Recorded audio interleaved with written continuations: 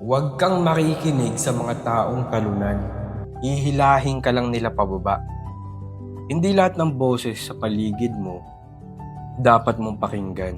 Kasi may mga tao na hindi man lang nila nagawang sumubok, takot sila mag-risk at kontento na sila sa sakto lang. Pero sila yung laging pinakamalakas mag-opinyon. Kaya kapag kumikilos ka na, sasabihin nila, Mahirap yan. Hindi ka dyan magtatagumpay. Sayang lang ng oras mo dyan. hindi dahil tama sila, kundi dahil yung kasi yung limitation na nila.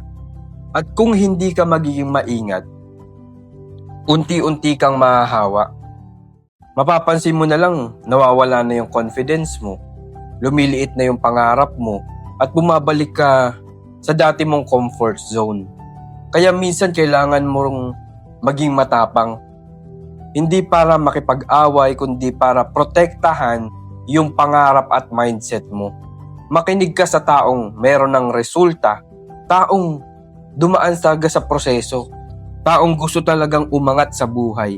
At i-filter mo yung mga boses na wala namang ambag kundi doubt. Kasi sa dulo ng lahat, hindi sila yung haharap sa consequences. Ikaw yun. Kaya kung gusto mong umangat, piliin mong pakinggan yung mga taong tutulong sa'yo paakyat, hindi yung hihilahin ka pababa.